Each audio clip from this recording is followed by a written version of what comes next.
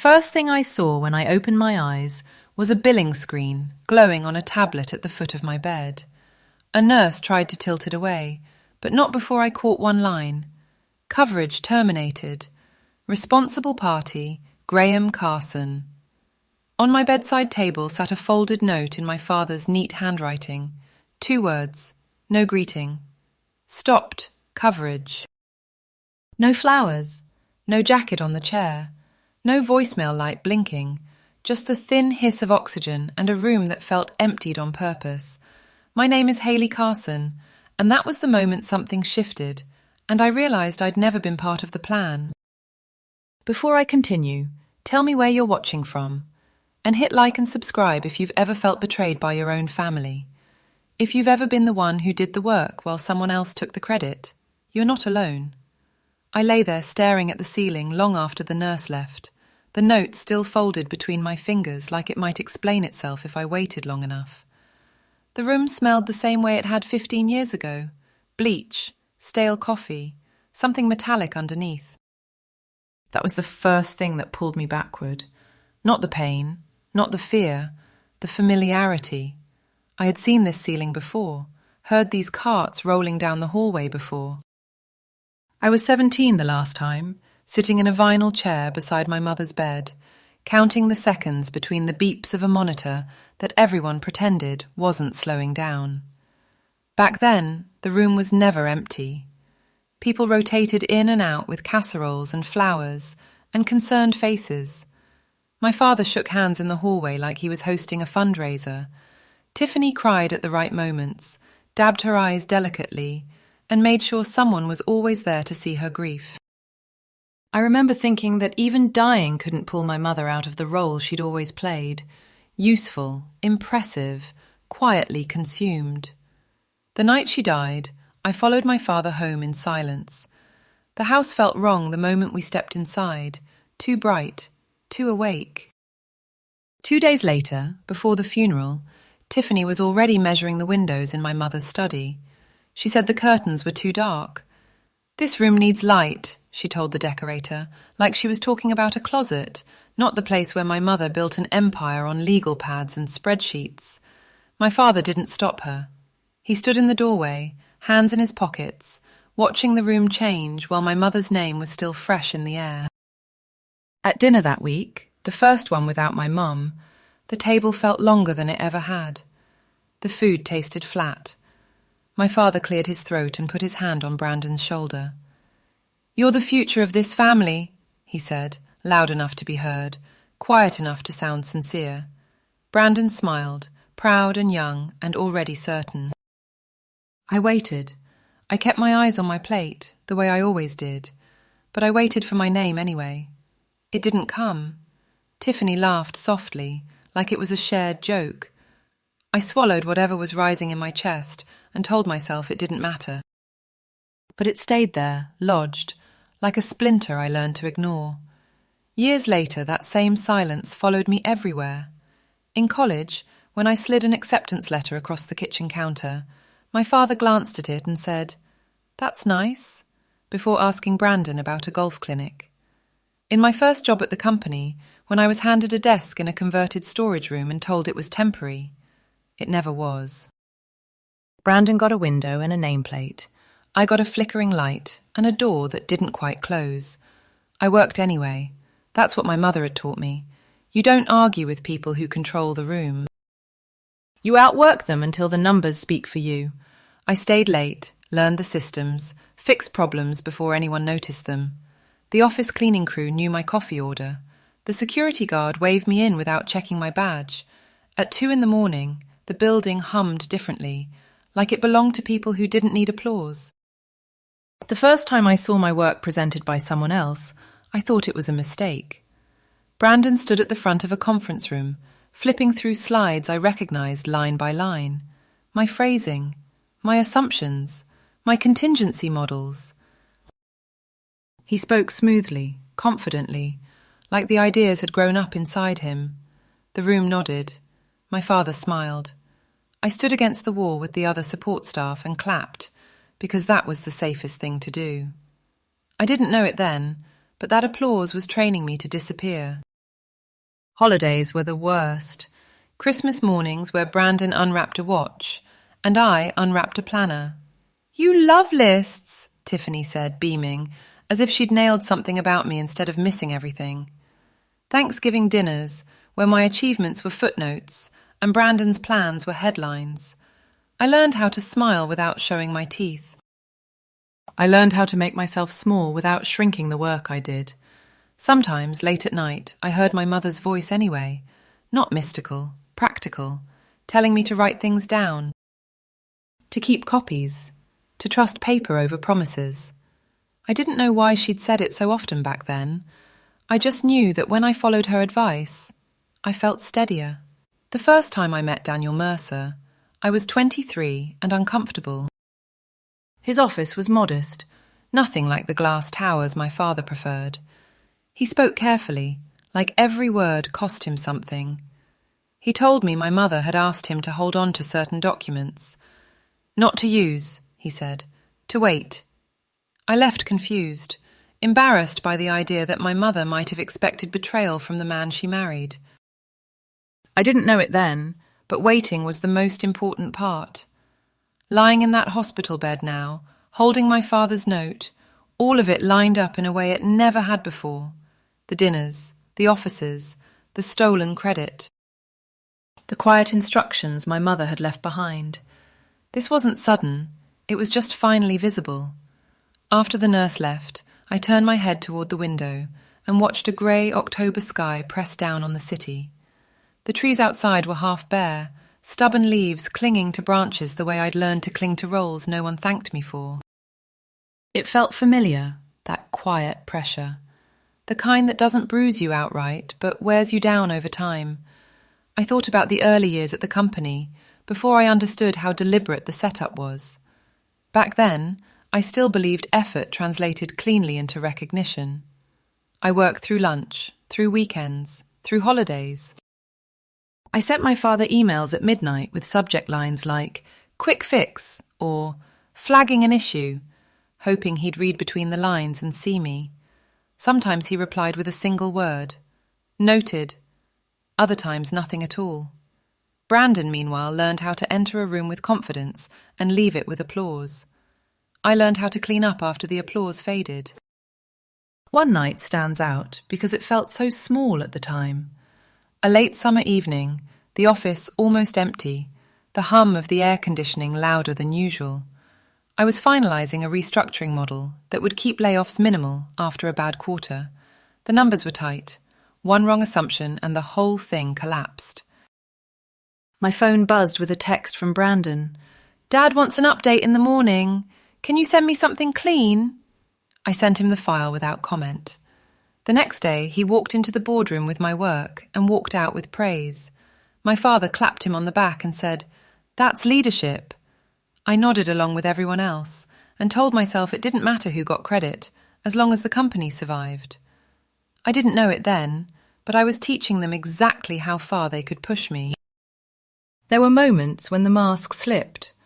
Once, in the hallway outside the boardroom, Brandon asked me to explain a clause he'd just presented.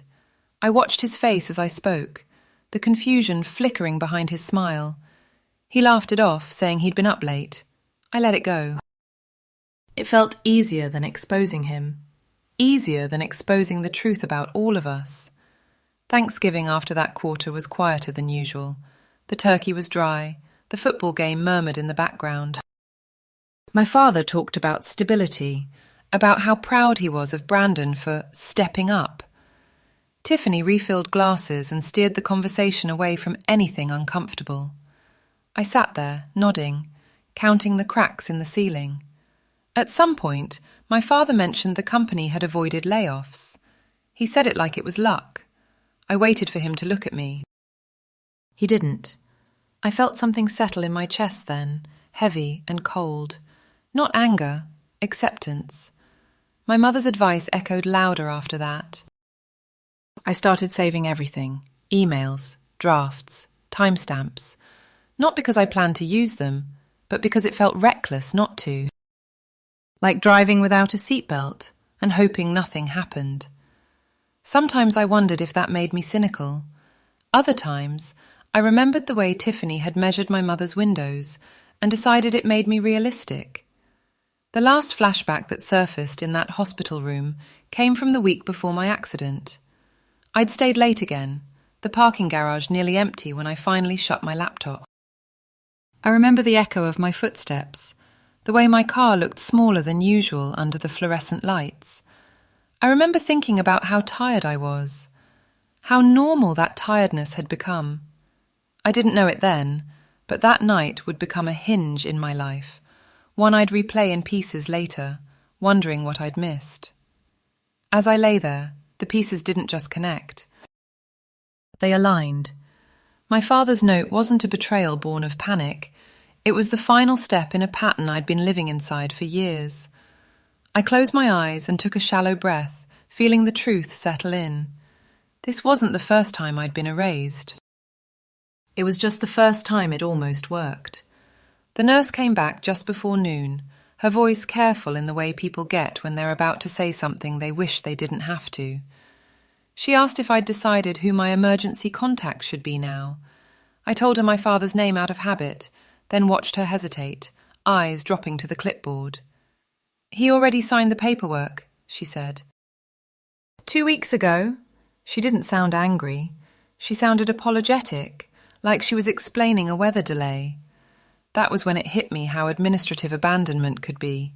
No shouting, no confrontation.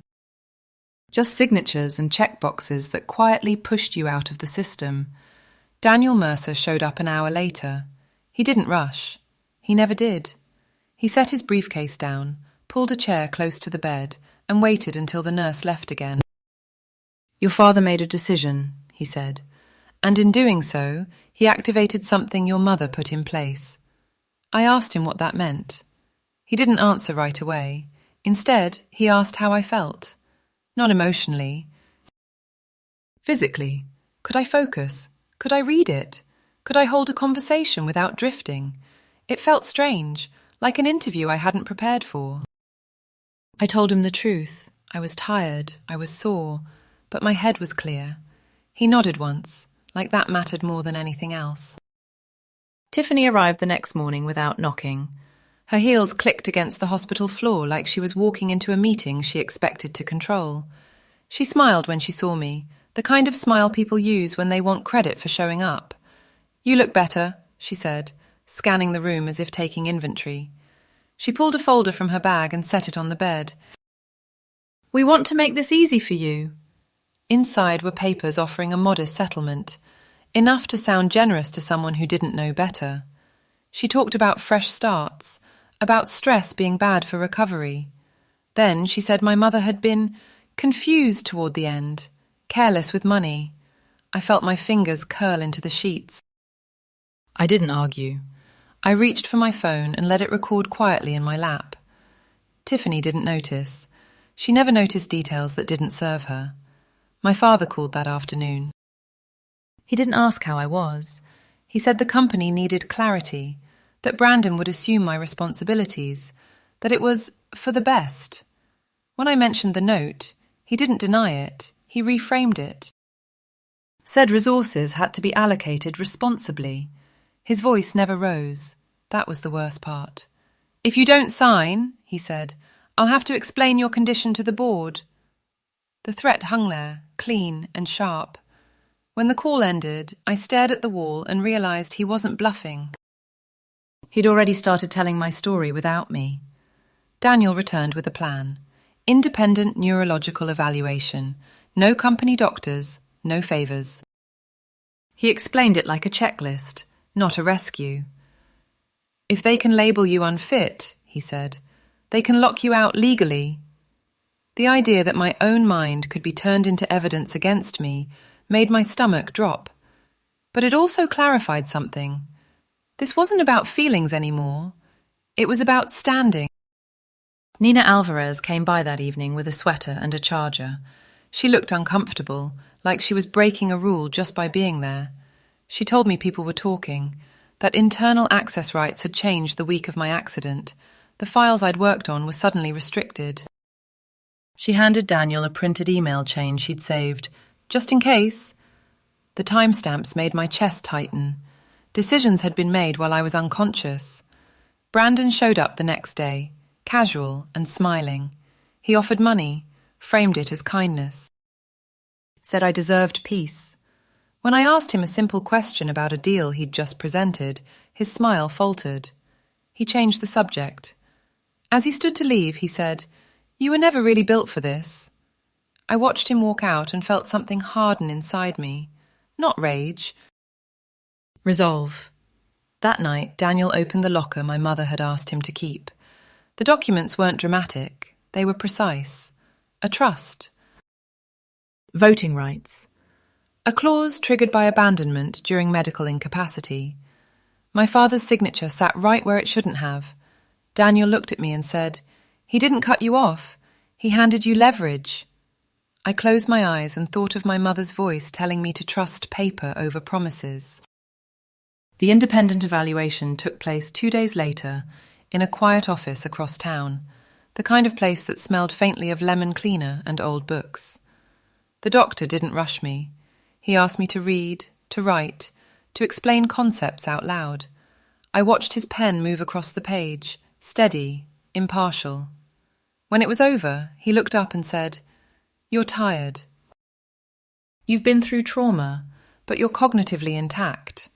The words landed heavier than I expected, not because I doubted them, but because I knew how badly my father needed the opposite to be true. Daniel forwarded the report the same afternoon, certified, time-stamped, impossible to spin without outright lying. "This removes one of their main weapons," he said. "They'll look for another." He was right. The next move came from my father's office, not directly but through a press contact who called the hospital asking for a statement about my ongoing recovery. The phrasing was careful, concerned. It painted me as fragile without saying it outright. Rachel Kim called Daniel an hour later. She said she'd been tracking irregularities at the company for over a year. Quiet ones, the kind that didn't make headlines until someone tripped over them. "Your accident changed the pattern," she said. "So did the access changes that followed." She didn't sound excited. She sounded focused. That made me trust her. Mark Whitman requested a private call that evening. He didn't offer sympathy. He offered context. He'd noticed Brandon's presentations lacked depth, that the numbers improved, but the explanations didn't.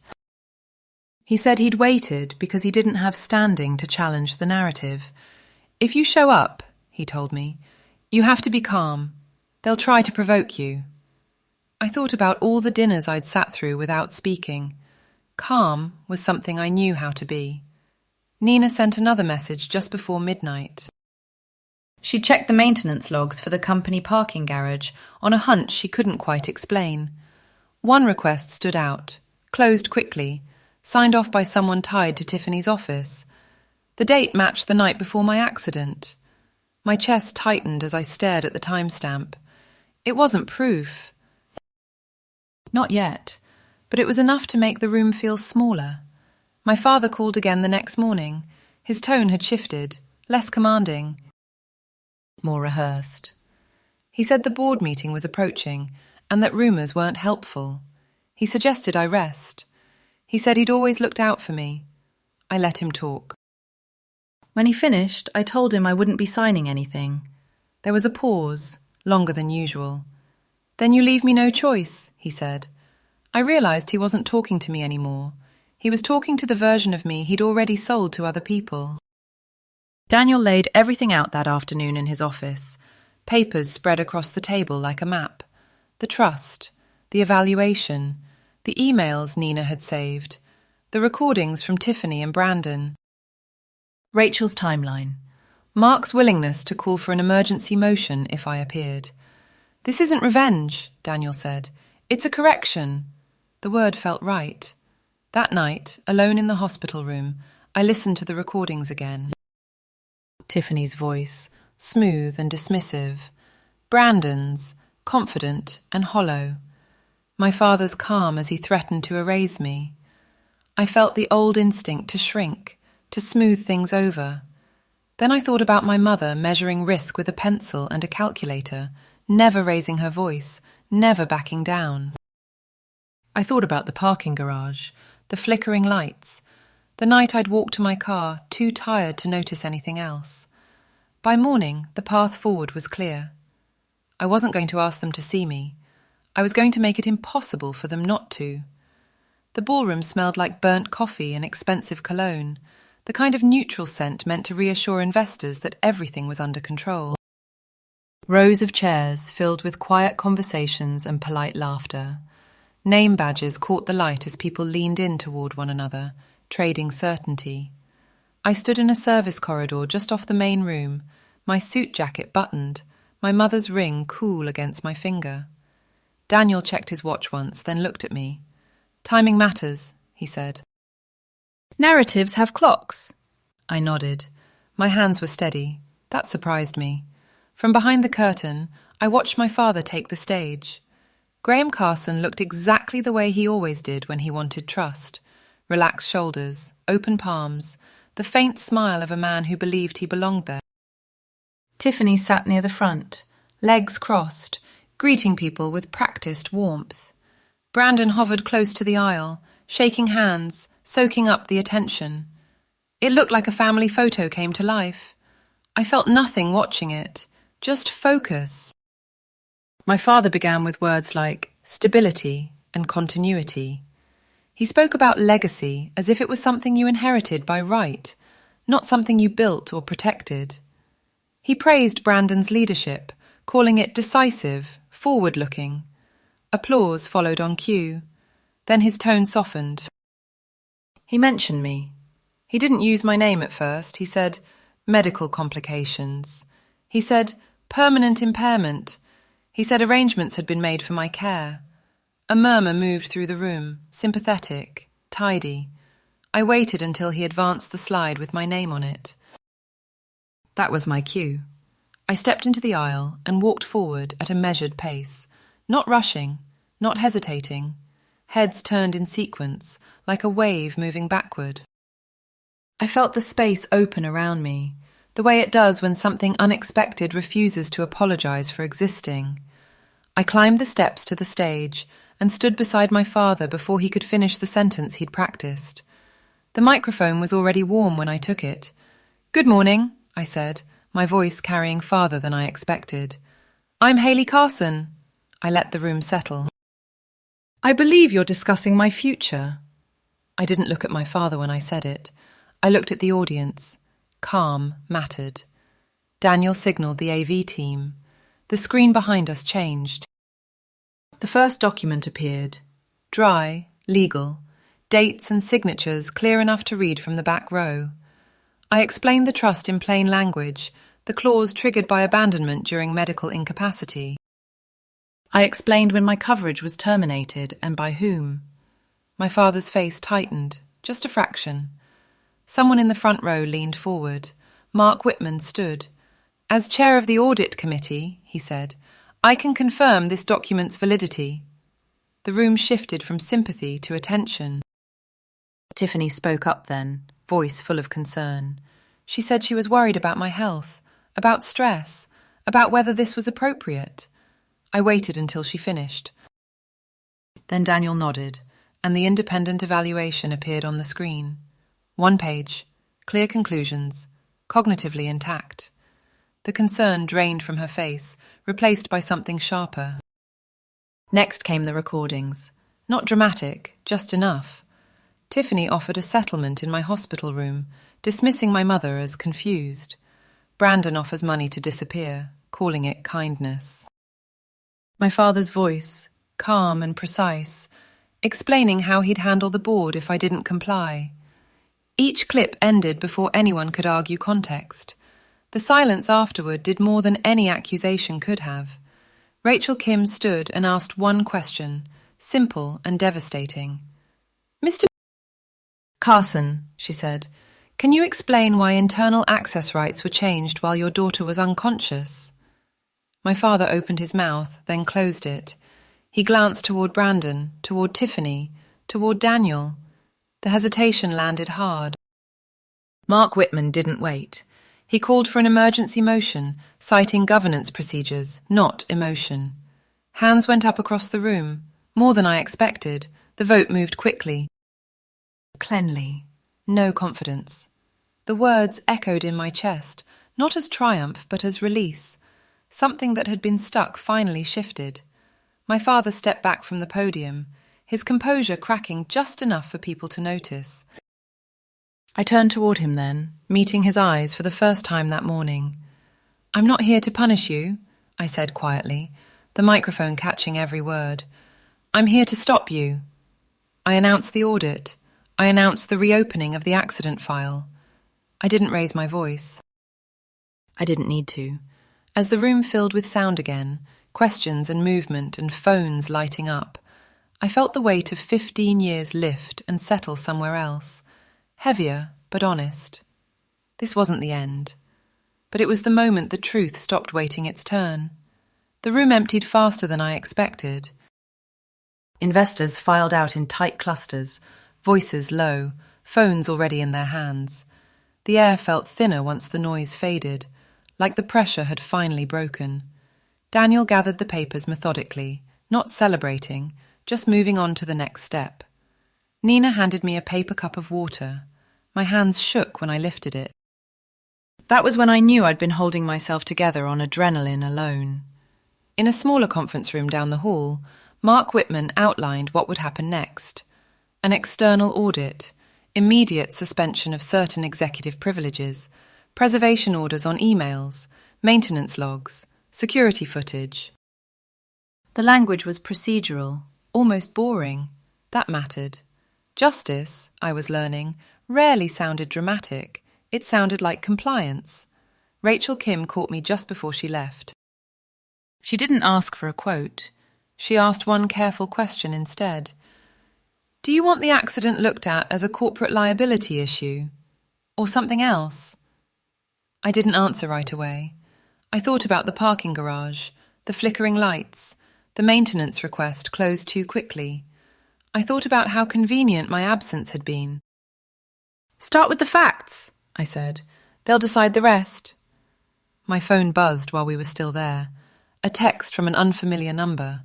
Mrs. Dottie Lane, the retired nurse who'd helped organise the fund that kept my machines running when my family wouldn't. She wrote, "I heard you woke up. I'm glad you're still here." That line landed harder than the applause ever could. I typed back a simple "thank you" and sat with the weight of it. Strangers had kept me alive. My family had written me off. That night, back in the hospital room, Daniel laid one last document on the tray table. An internal email, preserved before it could disappear. My father had written it the morning after my accident. "Make sure the maintenance issue is handled quietly." No context, no explanation, just enough to open a door that had been closed too neatly. I stared at the screen until my eyes burned. They thought cutting me off would end the story. They thought silence would protect them. Instead, they'd handed me something far more dangerous than anger. They'd handed me time, proof, and a reason to look closer at the night that almost erased me. If you've ever felt like the outsider in your own family, subscribe. This story isn't over. I'm sharing it because I know how quiet betrayal looks when it hides behind paperwork, polite smiles, and the word family. If you've ever done the work while someone else took the credit, or stayed silent to keep the peace, you're not alone. Leave a comment and tell me where you're watching from. I read them all. Next time, I'll tell you what the audit uncovered, and why the night of my accident refuses to stay buried.